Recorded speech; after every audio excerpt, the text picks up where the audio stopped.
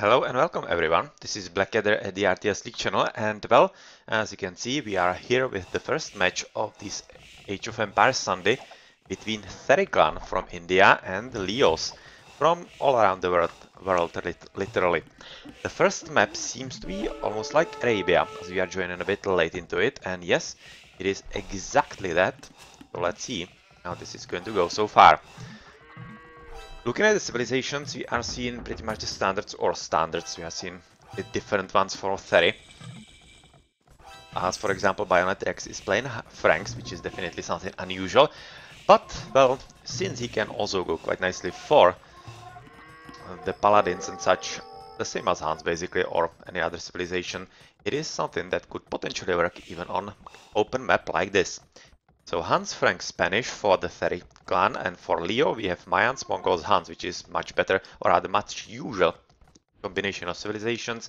And as we are just catching up with the stream delay and whatnot, and the late join, we are at 50 minutes game time, and players are advancing at this high tower as the first one into the castle age. Otherwise, looking at the minimap, we don't really see all that much of a fight in, it seems like. Only blue player, Nimano, is hoping to go into a bit of an offensive with a few archers. So let's see how effective is he going to be. We can see that the DNA man is also having a blacksmith, so potentially hoping that he can jump into castle age. But he needs to be careful at the top, because even though he is quite nicely walled on the left side, he of course isn't on the right, so he really will have to wait and see what's going to happen in here. Castle age for him. So he's probably hoping to play something similar to high tower as the Hans, to go into faster castle age for a bit of a knight.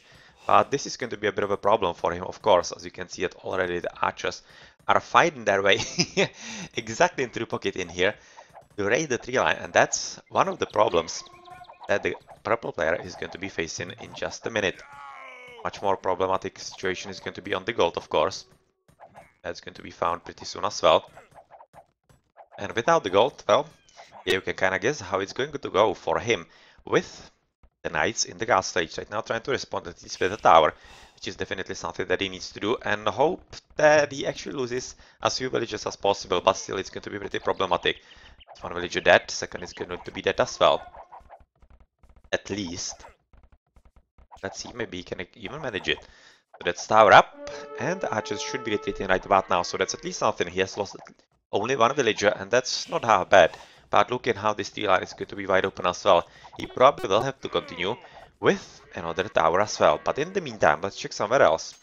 As you can see that yellow, who already is in the castle age as a Han, is already raiding with the knights into the red base.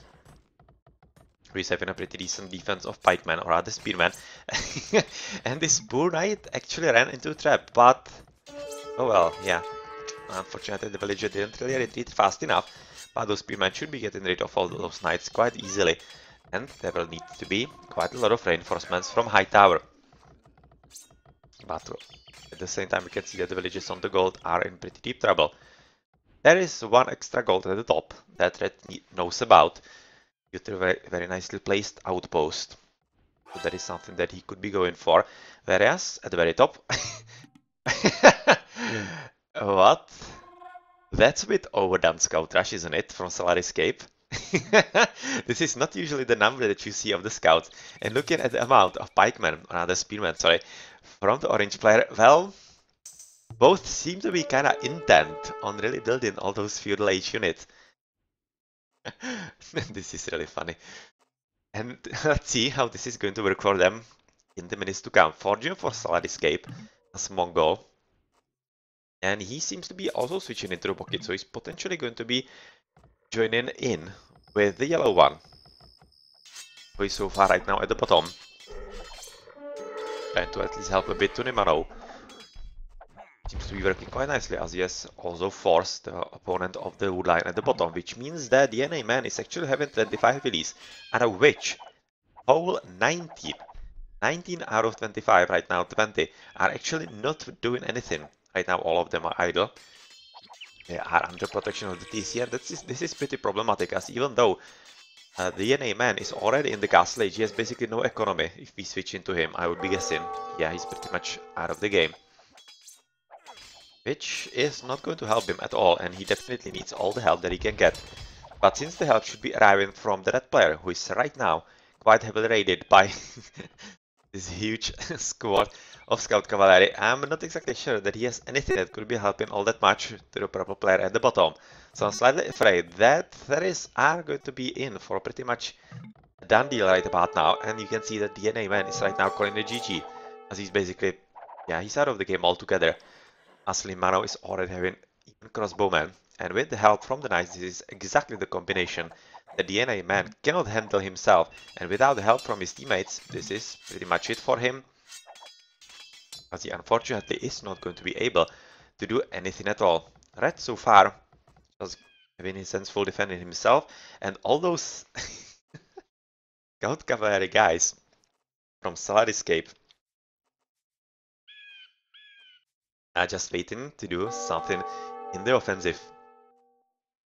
Well, probably not going to get to do the whole lot of it in here, as Bayonet Rex is quite nicely prepared with all those pikemen and spearmen and the tower at the top, and also walling himself in. In the meantime, of course, DNA Man is just going to go for cartography, so that he sees what his teammates are doing at least, with Rudy Boy trying to advance into the castle age. But looking at the economy also, we see LeO's at 37, 44, 50, whereas the opponent's DNA Man is at 20, Bayonet Rex 23, and Rudy Boy at 27. So that was, yeah, an expected result right about now, and a GG is called for the first game. And we have pretty much seen everything important, even though joining late, and LeO's are going into the lead this match against THERI, 1-0.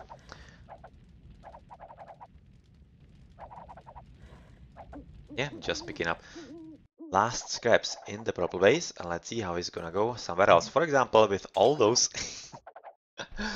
gold cavalry guys in here. This is just pure gold.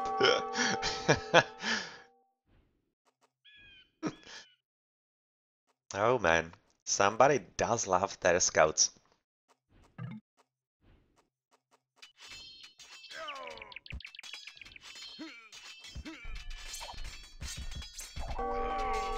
Yeah, not even this number of spearmen is going to be enough, as obviously they are just going to take them to pieces just by the numbers. And how many scouts did we actually lose? 1, 2, 3, 4. About 6. About 6. That's not bad considering the numbers in here overall. And this is getting better by the moment. This is literally getting better by the moment. With all the scout cavalry right now all around the town center, quite literally. And it seems like the players are enjoying themselves as much as they can, and they are. And to each finish with their opponents. So these are the scouts in here, and to get all around the town center. And these are pretty much all the spots, I think.